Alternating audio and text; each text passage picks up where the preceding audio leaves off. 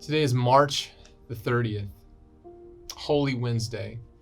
The year is AD 33, and we know from Luke 21:37 through 38 that Jesus was teaching in the temple on Wednesday and would eventually transition out with his closest friends in the evening to stay at a hillside called Olivet, or the Mount of Olives. The crowds around Jesus in the temple had grown. They'd grown on Tuesday as news spread what Jesus had done on Monday, how he had driven out the money changers who were taking up space in the outer courts of the temple, where traditionally non-Jews were allowed to come and pray and hear about God's compassion and mercy. The money changers were hindering people who wanted to experience the love of God, especially non-Jewish seekers.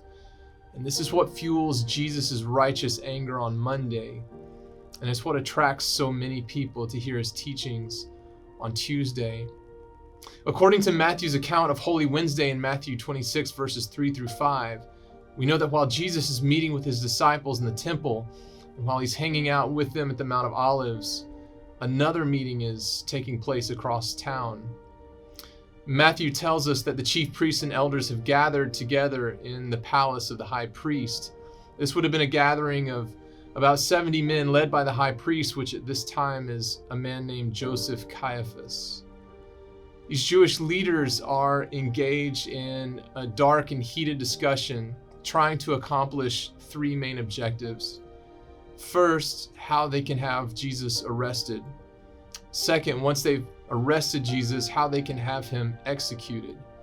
And finally, how they can have Jesus arrested and executed without creating a riot in Jerusalem.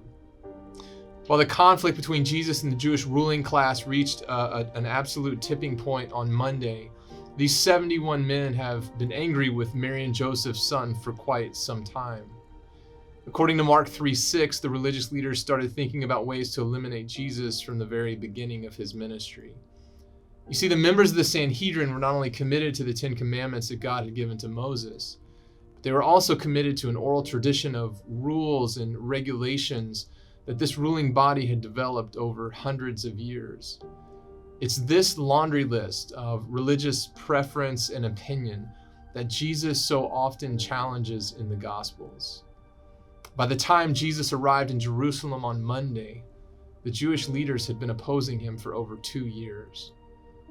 But sadly, today, on Wednesday, the Sadducees' prayers are finally answered as one of Jesus' closest friends slips away in the night from the other 11 disciples. Luke's vivid account of this moment goes as far as saying that Satan had entered into Judas, called Iscariot, and that this is the reason that he seeks to betray Jesus. But it's actually Matthew's account that is perhaps the most difficult to stomach. Like Luke, he describes the way in which Judas Iscariot, one of the 12 disciples, leaves and seeks an audience with the chief priests. But then Matthew provides in detail the heartbreaking question that Judas offers this ruling body. He asks them, "What will you give me if I deliver him over to you?" And it's that question that wrecks me, because it's a question I've heard myself ask throughout my relationship with Jesus. What might I gain if just for a moment I were to betray Jesus? What might I be missing out on? What treasures or worldly pleasure might this life offer me if I were to, just for a moment, turn my back on my Christ-centered convictions? What would life give me if I were more generous towards myself and less generous towards my church? What would life give me if I were less committed to Christ in how we date or in my marriage or with my children? What would life give me if I were less committed to Christ at work and in my business? What would life give me if I were just a bit more secular and a little less pure in my social media platforms and my communication to the world? Friends, do we not wrestle with the same question that Judas did as he slipped away from Jesus on Wednesday? What am I missing out on by being with Jesus? It's a very old question. In fact, it's the oldest question in Scripture, asked by our first parents in the garden, Adam and Eve. What am I missing out on by living this life God's way? Today is Wednesday. Today is the day that Judas betrays his truest friend.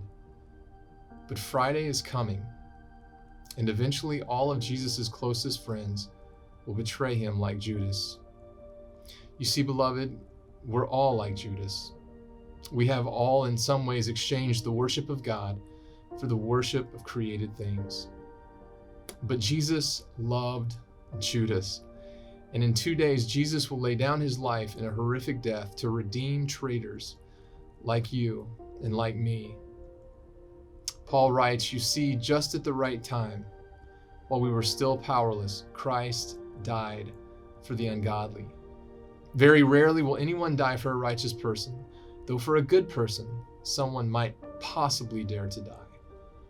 But God demonstrates his love for us in this, that while we were still sinners, Christ died for us. Today is Wednesday. What will you do with Jesus today?